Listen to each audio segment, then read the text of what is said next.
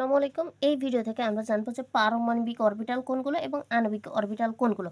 পারমাণবিক অরবিটাল অর্থাৎ atomic orbital কোনগুলো, যেমন এস, পি, ডি, এফ, এইগুলো হচ্ছে কি, এইগুলো হচ্ছে অ্যাটমিক অরবিটাল বা পারমাণবিক অরবিটাল। আর মলিকিউলার অরবিটাল বা আণবিক অরবিটাল কোনগুলো, আণবিক অরবিটাল হচ্ছে সিগমা, পাই বা ডেল্টা।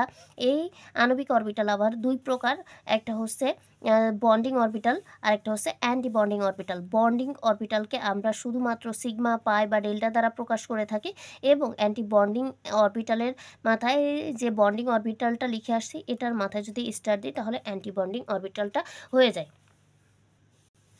পারমাণবিক অরবিটালটা আমরা আবহাওয়া নীতি অনুসারে এইভাবে লিখতে পারি যে 1s এর চেয়ে 2s বড়, 2s থেকে 2p বড়, এর চেয়ে 3s 3p 3d, এবং আণবিক অরবিটালটার ক্রম আমরা এভাবে লিখতে পারি যে বন্ডিং এবং অ্যান্টি বন্ডিং এইভাবে মিশে, যে সিগমা 1s, তারপরে এর চেয়ে সিগমা স্টার 1s বড়, এর চেয়ে সিগমা 2s বড়, এর চেয়ে সিগমা স্টার 2s বড়, এর চেয়ে পাই 2pz বড়, এর সমান কি পাই 2py, এর চেয়ে বড় হচ্ছে সিগমা 2pz, এর চেয়ে বড় হচ্ছে সিগমা এস 2px, এর সমান হচ্ছে কি হবে সিগমা স্টার 2py।